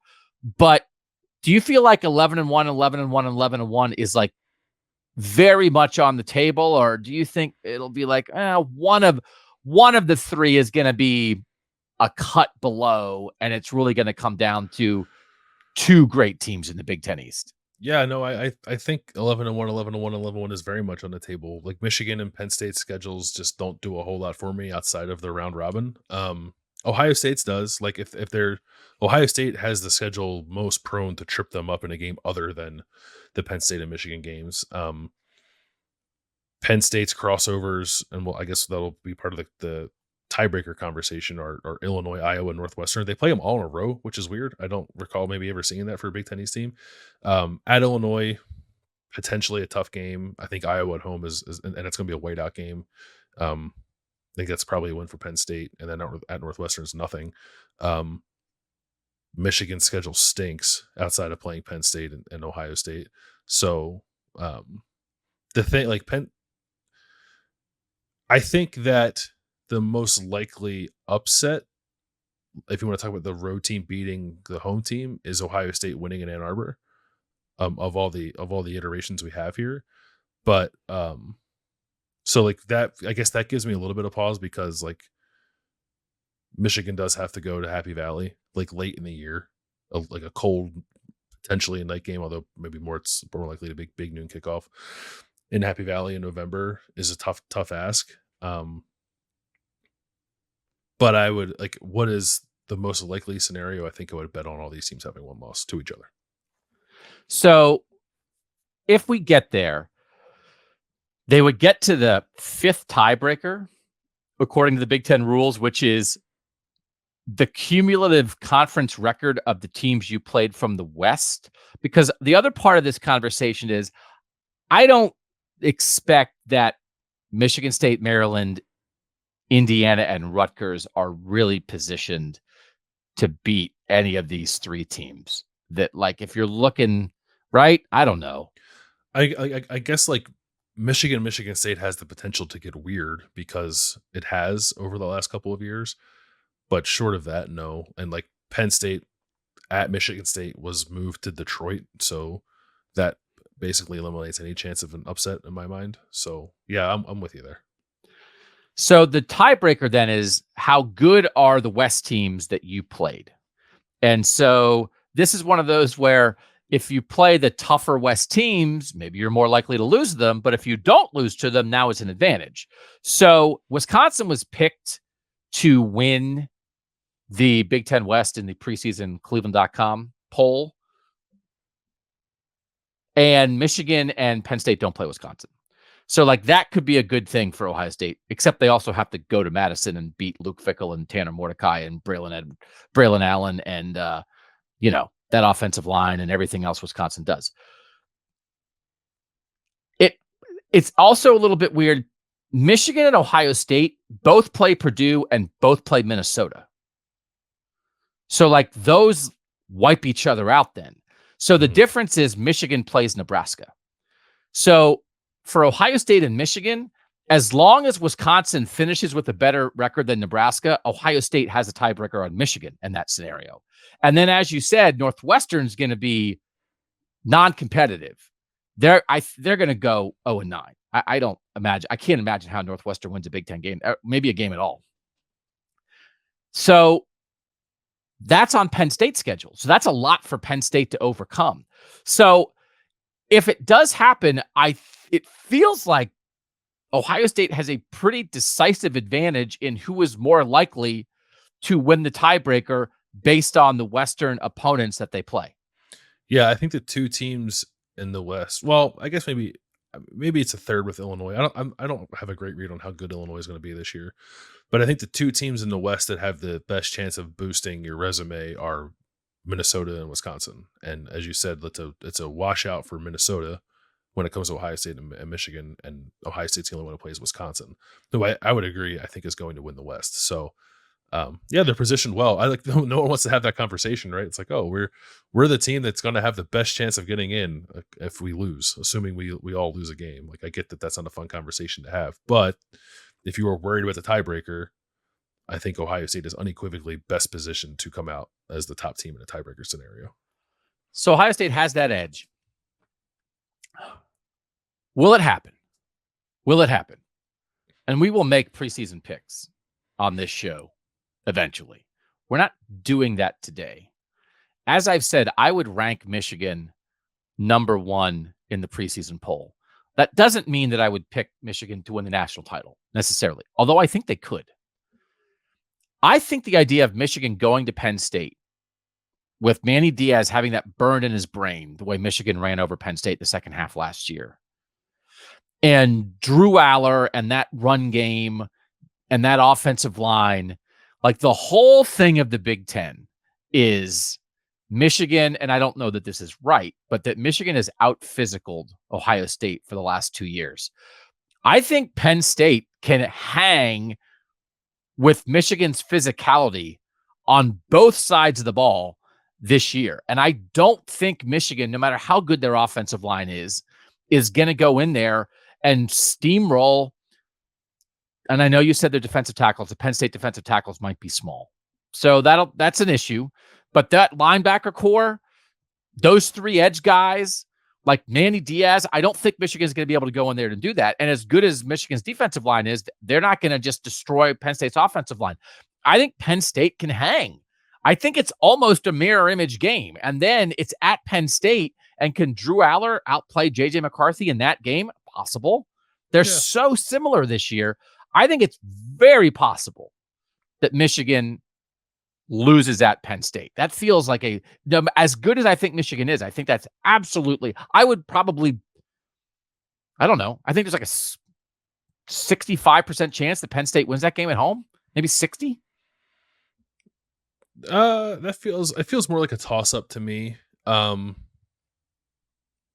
of it is like the whiteout in these kind of games has not had the impact that you think. I was looking this up.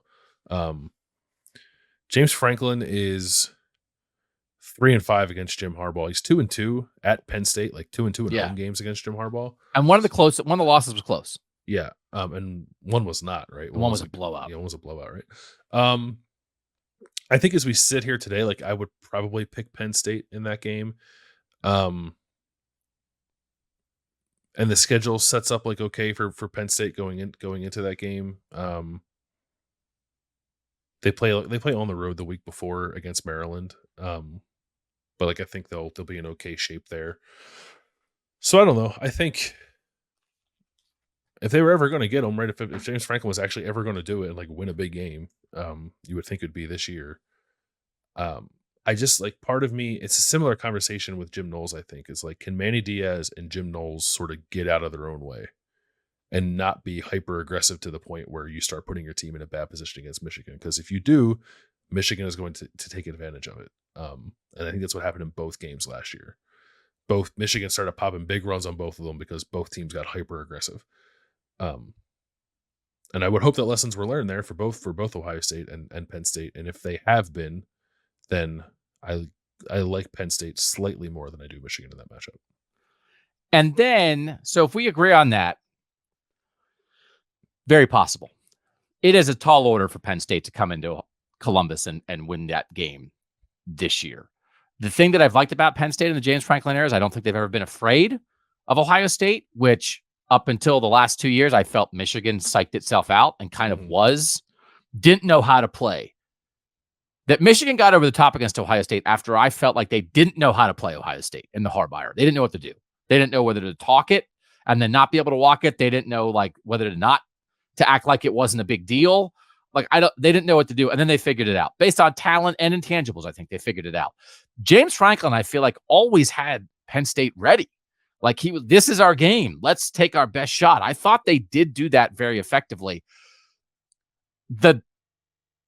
The thrust of the talent on this Penn State team is second-year guys.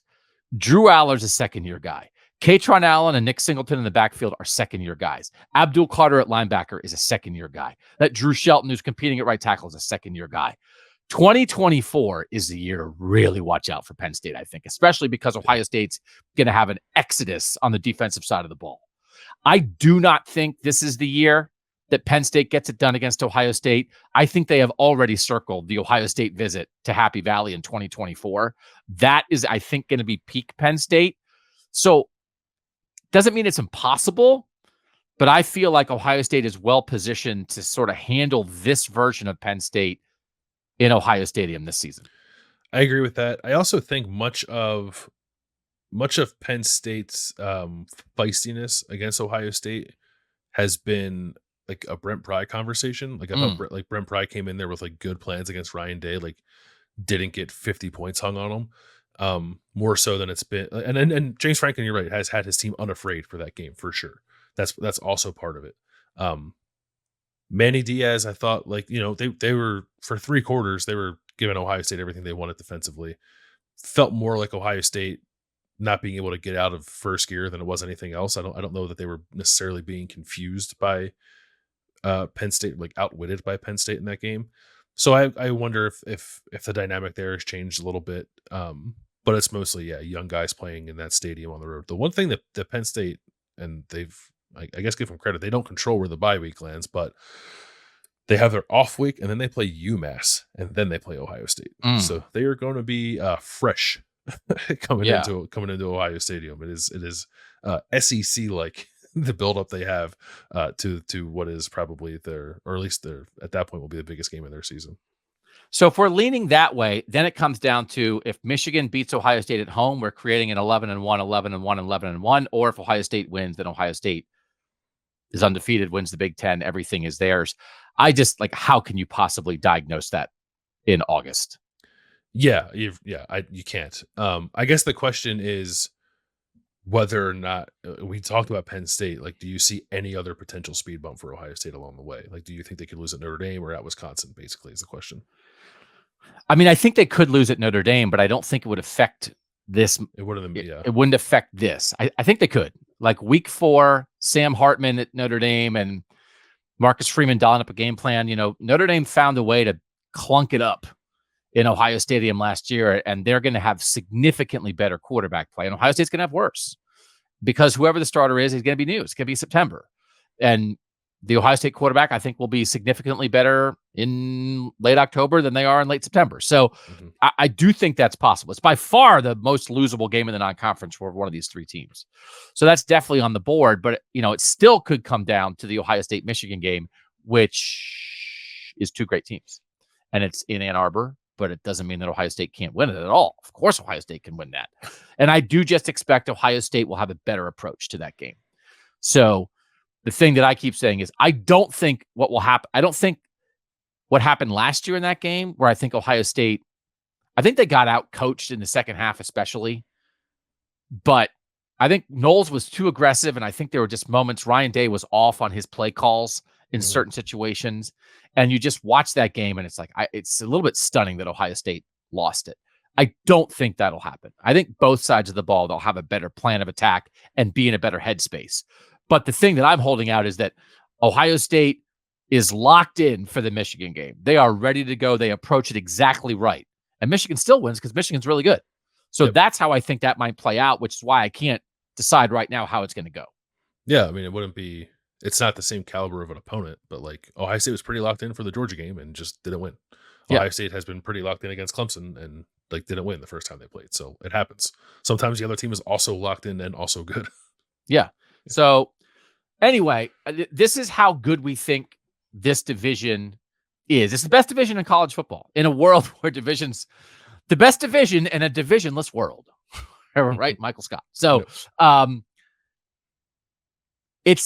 I think it's good for the Big Ten, but it also, you just have to be on alert. So we're trying to let you have a realistic assessment of the two other very, very, very, very good teams in the Big Ten East. Is it sustainable? Is this the new world? We'll dive into that next on Kings of Columbus. All right. So Bill Landis, Doug Lesmerises, how much of this conversation, because at their peak, when they were peaking in the 70s, it was a Woody Hayes, Bo Schembechler, Joe Paterno conversation. How much of long-term success at this level, where Penn State, Michigan, and Ohio State are three of the best 6 programs in the country, is that a head coach conversation in your mind? And if it is a head coach conversation, do you think Jim Harbaugh and James Franklin are good enough to sustain this? I think it is very much a head coach conversation for Penn State and Michigan. It's less one for Ohio State. I do think that Jim Harbaugh and James Franklin are good enough to sustain what they have in place now. But the question, I guess, about this being the new normal also has to be a conversation about, are they going to stay there? And James Franklin, I know, has played the contract game a lot while he's been at Penn State and flirted with other teams. Some of that realistic, some of it not. I think in a 12 playoff world, you'll see less of that. There'll be less of is James Franklin going to go somewhere else now conversation. I don't know about Jim Harbaugh. The guy tries to leave after every offseason, and now there's more of it now because of this NCAA suspension thing. So, and kicking it down the road in a way that makes people think he's kicking it down the road because he doesn't think he's going to be here next year. So I don't know what to make of that. If you're going to tell me that both of these guys are going to be here for the near future, next couple of years, then yeah, I think this is the new normal. So I think if Franklin left in the next 5 years, it's possible that Penn State could replace him with somebody who continues or potentially even elevates the success. I think it could be a James Franklin is Brian Kelly, the next guy is Marcus Freeman conversation. Now, by the way, we have to see Marcus Freeman do it. Yeah, Marcus Freeman might drop a bunch of 7 and 5s on us and be like, what are you talking about? Notre Dame would kill to have Brian Kelly back. But also Notre Dame did not leave Brian Kelly. It was the other way around. Oh, I know. Well, if James, if the SEC, if Kentucky's James Franklin, we want you. He's already been in the SEC. He was at Vanderbilt. So, that scenario, I think that's possible. I always thought that was a possible Luke Fickell landing spot, right? That James Franklin has been this, but what if Luke went there and kind of established a thing? I think that's possible. I think Michigan is much more tied to Harbaugh because I don't know where they would go. And he's ingrained himself so much there, even while it's quite a thing. I don't know, the idea of I love you, you love me, we are one. We are the same thing. Also, I might be gone tomorrow. We are inexorably linked forever. I am a Michigan man. I have maize and blue blood. You have made me who I am. I am nothing without you. See ya. It's so weird. It's so weird, but they've been so good. They've been so good and so successful and so well coached the last 2 years. And I was Josh Gaddis calling plays in 2021 was like an opera. It was like a ballet. It was beautiful football. And he left and they're fine, go. It's fine. Yeah. We don't need you. And Josh Gaddis went to Miami and flamed out immediately. And Michigan was just as good. So it's Harbaugh. It's Sherrod Moore. It's not Josh Gaddis. It's a symphony of offensive precision. So it's working. But also, yeah, I don't know who would be next for Michigan, but whatever Matt Campbell would come and do there, it wouldn't be what Harbaugh's doing. You couldn't build on that because it'd be a gaping void because Matt Campbell was not birthed in Michigan football. So anyway, I have one more stat before we get to Whatcha Watchin, Eatin, and Thinkin. So this is what I tried to do. I looked at the recruiting classes for the classes of 2020, 2021, and 2022. So the 4th year, 3rd year, and 2nd year guys right now, which is where you build your team. If you get some 5th year or 6th year guys to stay because of COVID or whatever, great. And if you have a true freshman help you, great. But that's not really how you build a winning team. So I looked at recruits in the top 250 nationally, because I feel like that's the threshold for like Ohio State people of like, hey, you get a recruit in the top 250, you're excited. If you get a recruit who's like 317, Ohio State fans are like, well, I don't know, that's fine. Here's how many recruits in those three classes Ohio State, Penn State, and Michigan got. Ohio State got 48 in those three classes combined. Michigan got 24. Penn State got 19. Okay? That's quite a gap. Ohio State has double Michigan and more than double Penn State. Okay?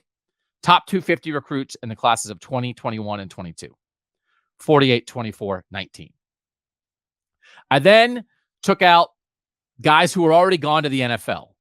Ohio State has 4. The other 2 schools have none. Then I took out the transfers. Ohio State has 11. Penn State has 4. Michigan has 4. So much more attrition for Ohio State because they started with many more guys. Mm-hmm. Then I had the guys who were still on the team but really aren't going to be primary contributors this year.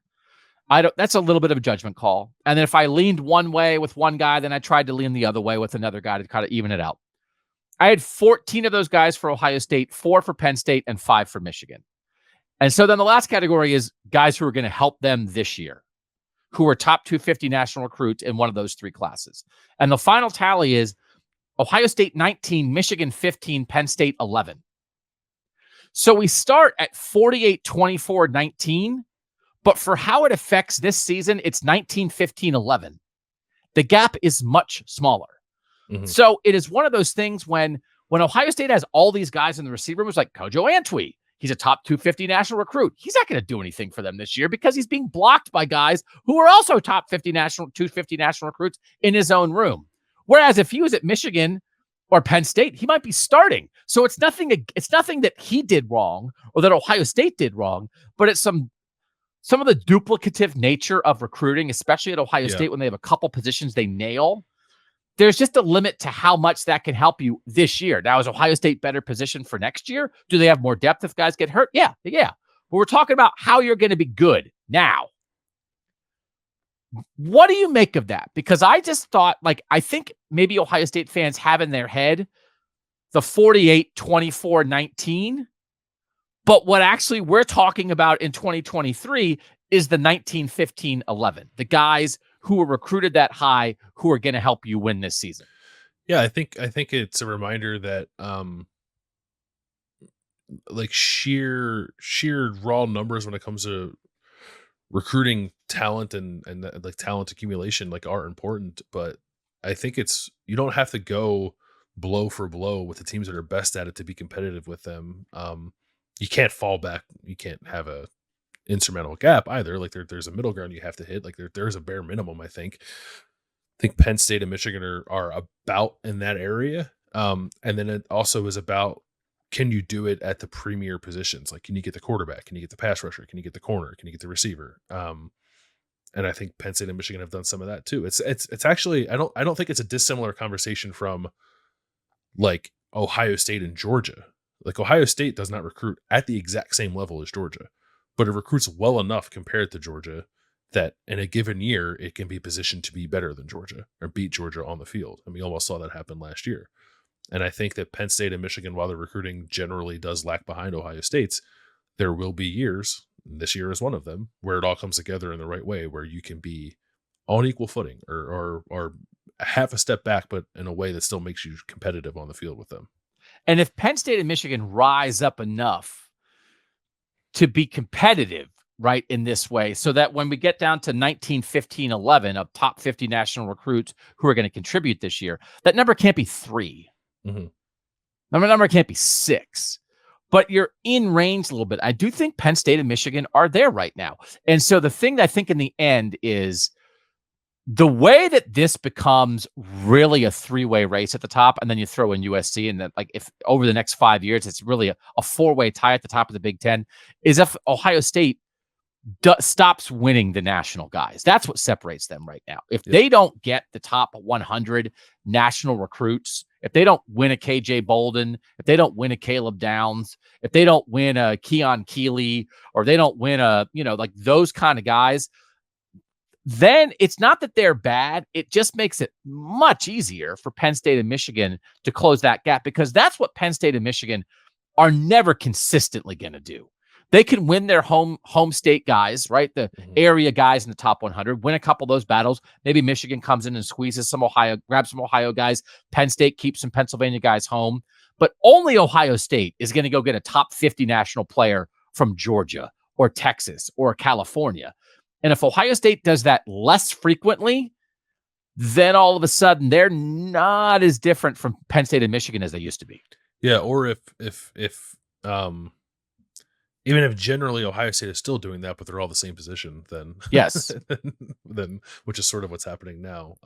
But no, even Justin Scott they got in this recruiting class, like Michigan was in that, and like just wasn't positioned to win that recruiting battle. And Ohio State was. I don't know if they've been in one with Penn State in this current cycle, but they definitely have in the past. Julian Fleming being a great example of one of them. So, yeah, those are the difference makers for sure. But I think like the equalizers when that can happen are the quarterbacks, and like Penn State and Michigan are both operating with former 5-star quarterbacks right now. If you're going to tell me that can sustain, and it hasn't, like, I don't know. It's funny, like I don't know who Michigan's next quarterback is. No, it's that guy. Who's the guy? Who am I forgetting? The 5-star guy. Oh, Jaden Davis. Jaden Davis. Yeah, sorry, I forgot about Jaden Davis. My mistake. So that's good then. So they are sustaining a little bit. Although I don't think Jaden Davis is quite as good as people think he is. But Penn State didn't back up Drew Aller with another 5-star. They backed him up. They're going to bring in that Ethan Gunkmeyer kid who's from Ohio and good and has a rising profile in the recruiting world, but I don't think is going to be quite the level that Drew and JJ were. Michigan didn't get CJ Carr, Lloyd Carr's grandson, and they're going to try to get Bryce Underwood, and if they do, then I'll pay attention, but I don't know if they will. So I think that's the kind of thing that you have to kind of maintain in a world where you're at other positions lag behind a little bit. Ohio State getting those national 5-star guys, but even if you don't, I don't know. We've seen Michigan be competitive with lesser quarterback play too, so it's not a necessity, but it is something that can even the playing field a little bit. So we're taking the breaks now to let you reset yourself during these gigantic long podcasts. So it's like our permission to go live your life for a little bit and then maybe come back. So we're not necessarily expecting every time that you're there's a giant commercial for a State Farm Insurance dropping in here, but we know it's long, but we want to go deep on this stuff.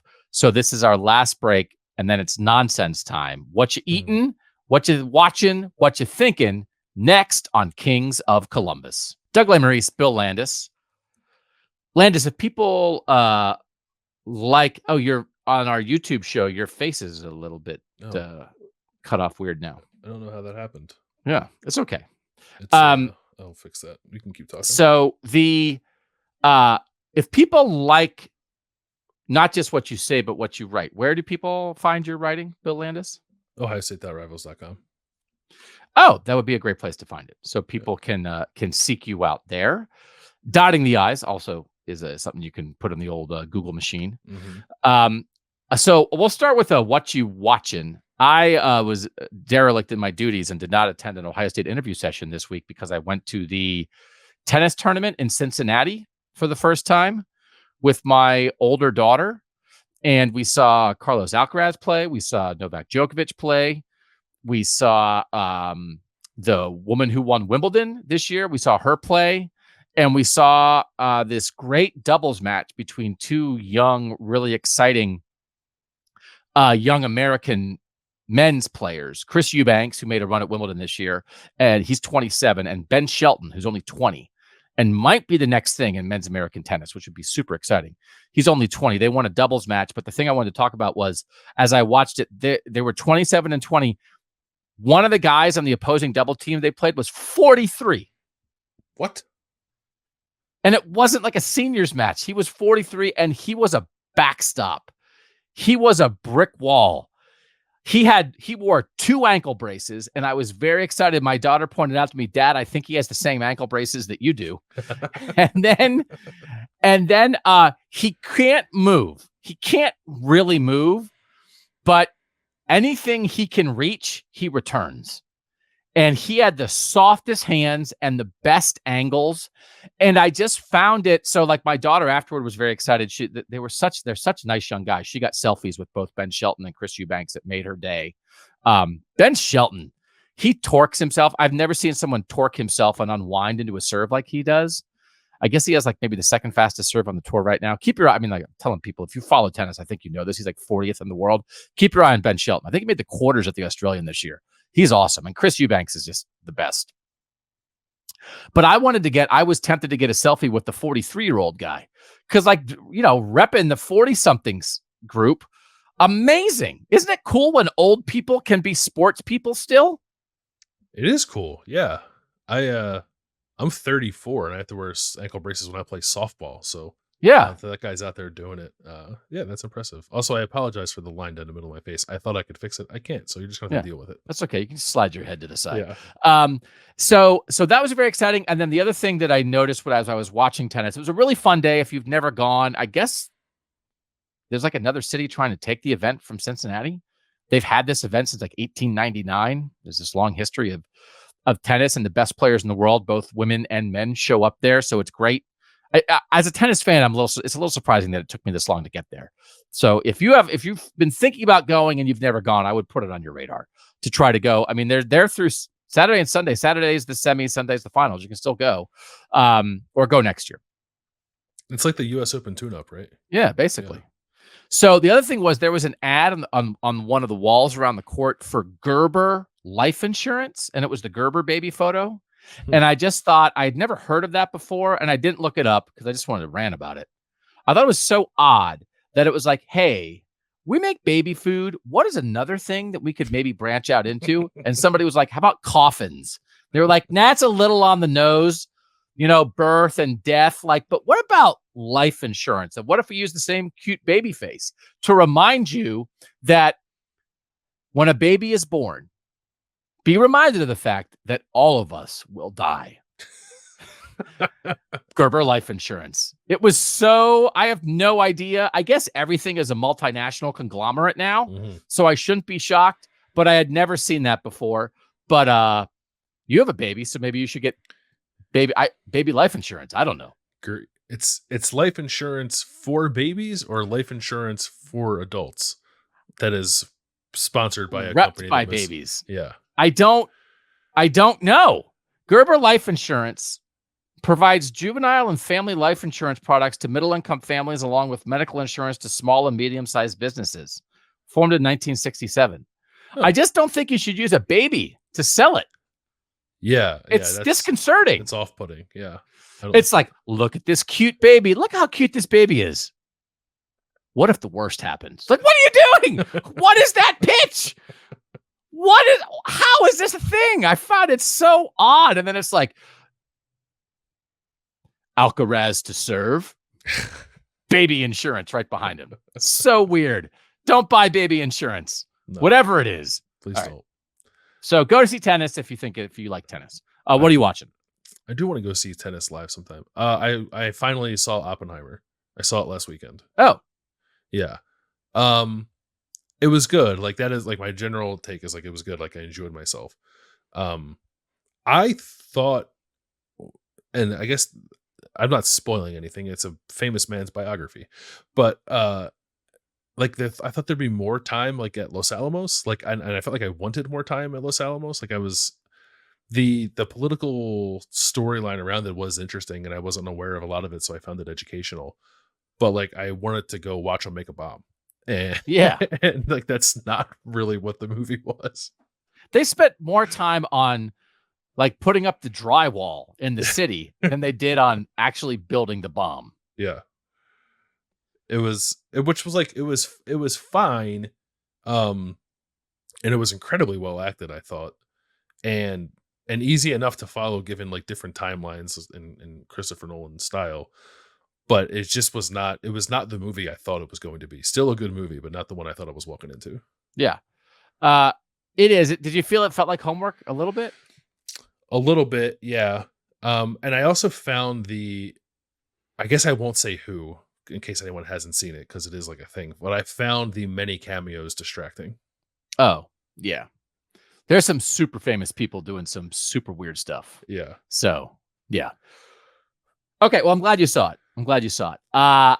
Whatcha Eatin? So I need to throw this down. This is another tennis warning because this happened. They have a food court at the tennis thing.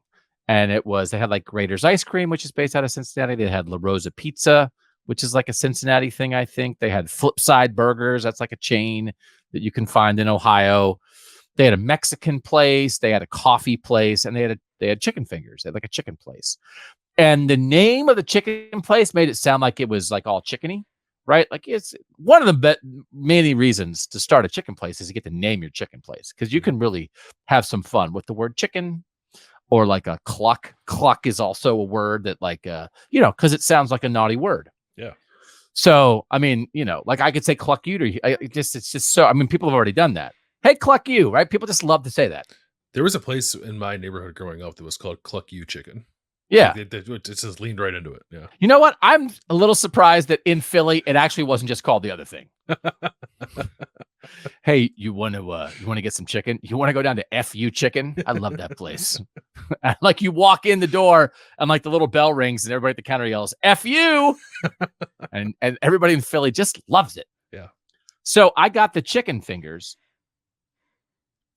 and they were like the chicken fingers frozen out of a bag. Like the chicken fingers, it's like the people in Cincinnati, they bought, 100 bags of 100 frozen chicken fingers, and it was boondoggle chicken fingers. And I feel like there needs to be a warning on chicken finger restaurants. If you are just gonna rip open the bag of frozen chicken fingers and act like it's a school cafeteria, I think you should have to advertise that because. Yep. The setup being in a world and like a food court world with other sort of like restaurants that kind of do a thing, it was not at all my expectation that this chicken place that had a chickeny name would just be 3 frozen chicken fingers from a bag. So they're edible, but if I had known that, I would have gotten, like a taco where somebody's like, making the chicken and the avocado salsa and that kind of thing. And so I feel like it's a scourge on the world because I'm sure it's happened to you that you go in thinking, oh, there's going to be something about these chicken fingers. And it's like, nope, frozen bag. How are you? Should I ask? Should I have asked the person up the front? Are these I understand they're probably not killing chickens and breading them in the back behind court 11. It's like, what's that noise? They could be, though. They could be. They should be. Yeah. But I didn't know it was going to be that. I thought maybe it was like a local Cincinnati restaurant where they're making them back at the place and then bring them over in catering trays. Shouldn't I have felt that I was tricked? Yeah, I would. There's and I think there's even a higher quality version of the open the bag and dump in a pre-breaded frozen chicken tender than the one that I'm envisioning, the one that's like super flat and like the kind you would get like in a baseball game. Or something. Yeah. No, I would not expect that. I wouldn't expect that from any place that claims to specialize only in chicken fingers. If I'm going to your run-of-the-mill concession stand anywhere, probably. That's fine. That's fair. I think it's what you're signing up for. Like you get them at like Ohio State basketball games and stuff. Like that's more or less the chicken finger you get. But if I'm going to a place that has a punny chicken name, I want never frozen, freshly breaded chicken fingers. You know what I wanted to say after I ate the chicken fingers? Yeah. Cluck you. That's right. Yeah. What are you eating? This is less about what I have eaten this week because I was racking my brain and couldn't really come up with anything that was particularly noteworthy. But on Saturday, we're going to a peach festival, Pataskala, I think that's where it is. And one, like I think I just sort of like generally love festivals built around like one singular food item and then all the different ways that people can use that food item to make cool things. But I'm very much looking forward to getting some peach ice cream because I think I have come around on the idea that peach ice cream is my favorite flavor of ice cream. Oh, like favorite? Like vanilla ice cream with like hunks of peach in it. Yeah. So also you're scarred. Because what's the peach ice cream that you've eaten in your life? Peachy Paterno. Yeah. Yeah. So now you have to get past that. I do. I have. I found others that like I have for some reason over the last few years done like multiple road trips from the South back up to Columbus that have taken me through Georgia. And like as you drive through Georgia, like every highway exit has a different place that sells peaches and in various forms, including peach ice cream. So I've sampled the peach ice creams available to you along various interstates in the state of Georgia that have gotten me past the thought that the only good peach ice cream is Peachy Paterno. Yeah, because as people probably know, you are a graduate of the Penn State University. Yes. Where they have a creamery where they used to name ice cream flavors for people on the team. And Peachy Paterno was that flavor. And it's nice to eat peach ice cream that isn't named for a disgraced former football coach. Also, my favorite flavor at the creamery was Sandusky Crunch. So again, I've had to get past that as well, because I also grew up in Pennsylvania. I didn't go to Penn State, but I went to Penn State games when I was a kid, and that was the world back then. Yeah, probably stop naming ice creams after people. Maybe that's what I'm thinking. Lesson learned. I mean, it's because you can just tear down a statue, but you can't ever undo ice cream memories. They're locked in. Yeah.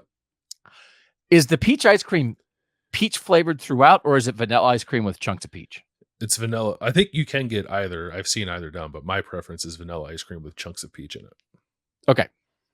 Good luck. Thank you. How's your body handle peaches? Will you be all right? Yeah. Like a day of nothing but peaches. I don't know what that would do to a human. Oh, well, I guess I've never gone through a day where it was nothing but peaches, but like I'm probably going to get like peach ice cream and peach cobbler, and are they the only two things you can do with peaches? I don't know. A peach? Can you just like pretend that a peach is a piece of steak and put it on a bun and eat like a peach hamburger? See if they do that. I feel like I've had like a chicken sandwich before that had like not a fried peach, but like I don't know, like a sauteed peach on it or something like that. That was pretty good. Yeah. All right. We'll look forward to a peach review when you return. Yeah. I actually, as it turns out, I think I flipped my thinking and my watching, because baby life insurance really isn't a watching. That probably should have been my thinking, because I do want to talk about my last thing. So I'll put it in the thinking category, but it really is a watching thing, which is the heck with Barbie, the heck with Oppenheimer.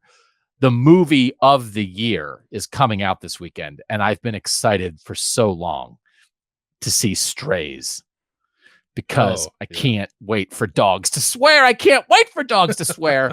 There's a guy on the internet that my wife finds sometimes. It's like there's dogs. The one video is like dogs sitting at the top of the steps, and the one dog's like running back and forth, and a guy just came in and like put his voice over it, and it's hilarious. And so this is going to be that just all the way through. It's just Will Ferrell and Jamie Foxx talking as dogs, and it's not CGI dogs, because I don't want CGI dogs. And it's not Pixar dogs. Pixar dogs are fine, but that's not what I want here. I want real dogs expressing real human vulgarities. And like, I think I would watch stick figures of Will Ferrell and Jamie Foxx just like saying crazy stuff. But if it's coming out of the mouths of cute little real dogs saying foul things, I can't imagine. I could watch 400 movies of that. I don't think I would ever get tired of it, because people love dogs and they love swearing. So I can't wait to see Strays this weekend. Did you not like Homeward Bound because the dogs didn't curse? Yeah, no, I don't want a nice dog. I get it. If I just want a regular dog, I have a regular dog. I have a dog in my house that doesn't swear. I also like it too, because you see something like that and then you get to imagine if your dog could swear, like what its voice would sound like. I'm sure you've done that. I know you probably in your house, you probably talk in the voice that you think your dog would have if your dog could talk, right? Yeah. The swearing voice of my dog. But I'm no Jamie Foxx, no Will Ferrell. No. So I am so excited. And if the trailer is so good, if it's one of those movies where the whole movie's in the trailer, I'm going to be super sad.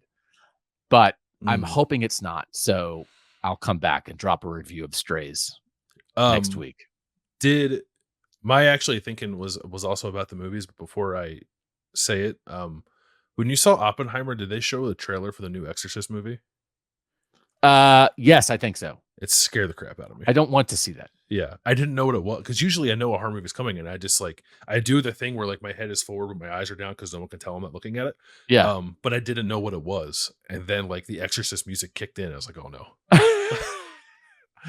I feel like they should. It's like, just because we're an adult, it's like, oh, they're here to watch a bomb movie. They must want to see a horror trailer. It's like, no, Yeah. not us. We are scared by that. Yeah. But I was seeing Oppenheimer was the first time I've seen a movie in a theater since 2019, and not because like I didn't want to go, or because I was like, for any other reason, like I just haven't really felt compelled to go to the theater. Because like the comic book movies have just like I don't care anymore. I don't feel the need to go see them. And the only other movie over the last few years that was in theaters that I regret not seeing in theaters is like the Top Gun movie. It was great. It was really good. I watched it at home. It was awesome. And I never regret it not going to see it in the theater. But it was really nice to be back. Like I really did not realize how much I missed going to the movie theater. I went by myself, got a big old thing of popcorn, a giant soda, sat in a reclining leather chair with no one within 4 rows of me on either side, and it was awesome. And I thoroughly enjoyed it. I love going to the movies by myself. I think going to movies by yourself is like the ideal movie experience. It's different from going to a concert by yourself, as we discussed. Going to a movie by yourself is great. I would prefer that. Not that I'm antisocial. It's just like I want to be me and what's happening in front of me and my big tub of popcorn and nothing else. So I was thankful to be reminded how much I enjoy that, and I'm looking forward to now being more proactive about going to theaters again. Sitting in a dark room for 2 hours with a bucket of popcorn is enjoyable enough by itself. I would do that if there was nothing on the screen, but then also put interesting entertainment up there. Doesn't get any better. So welcome back. Thanks, they're lovely. Yeah. Especially when you have a baby. Sometimes you just need to sit in the dark and eat popcorn. Well, that was part of it too. That's part of the reason why I haven't been, at least in the last 7 months. But he's at daycare now, so I can like quasi live my life again. Oh, that's nice. Yeah. So thanks to everybody for making Kings of Columbus part of your week. We got more coming next week. We'll continue to talk about Ohio State. We'll continue to talk about the teams around them that matter to Ohio State. We'll drop some playoff picks, some maybe our own preseason rankings. We got some more stuff coming. Ohio State has to pick a quarterback. So like that's something that's going to pop up. You're also going to get all of this on the podcast daily. You get Bermanologies when Berm's talking recruiting. You get the live show from Roosters on Monday. It is just a plethora of Ohio State, Big Ten, National College information. And again, we should have a couple announcements next week that will bring us closer to you, which is, it's just 2 guys talking into a microphone if it's not for you people. So if you're watching on YouTube, thank you so much. If you're listening on a podcast, thank you so much. And we're gonna have some fun stuff ahead. And we're just grateful that you've been generous enough with your time to let us talk football at you for the last hour and 48 minutes. For now, for Bill Landis, I'm Doug Lesmerises, and that was Kings of Columbus.